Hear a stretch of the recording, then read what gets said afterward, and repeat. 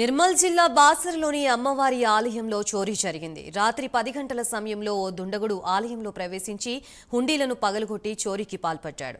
అనంతరం అక్కడే ఉన్న ప్రధాన హుండీని తెరవడానికి శతవిధాల ప్రయత్నం చేసి విఫలమయ్యాడు.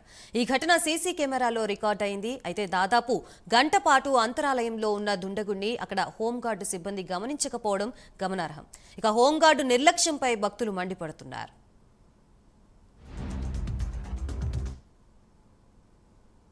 ఈరోజు హుండీలను పగలగొట్టి దొంగలు తీసుకెళ్లడం జరిగింది.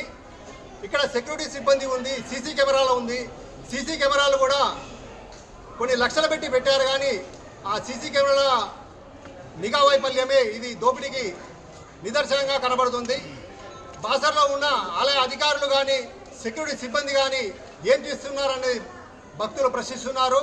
ఇకనైనా కట్టుదిట్టంగా హిందూ దేవాలయాలను పరిరక్షించాల్సిందిగా కోరడం జరుగుతుంది. బాసర్ వాసులు అందరం కూడా వచ్చాము. ఇక్కడ జరుగుతున్న తతంగాలన్నీ కూడా మేము లిఖితపూర్వకంగా అందజేయడం జరుగుతుంది.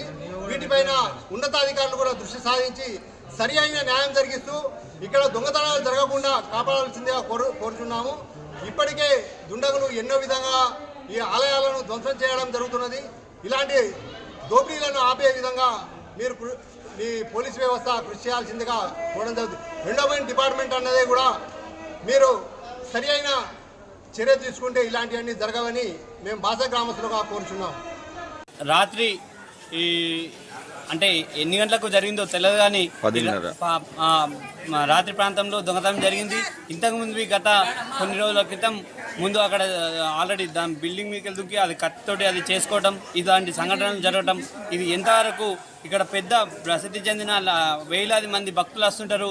ఇంత నిర్లక్ష్యం ఉంటే సిబ్బందికి ఎందుకు మార్చలేరని ఈవో గారికి మేము అడగడం జరుగుతుంది.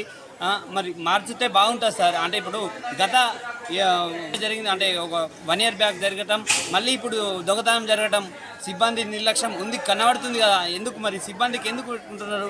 ఎంబటే సిబ్బందికి మార్చాలని మేము బాసర గ్రామం తరఫున డిమాండ్ చేస్తున్నాం. ఇంకోసారి జరగకుండా మీద చర్యలు తీసుకోవాలని చెప్పేసి కఠిన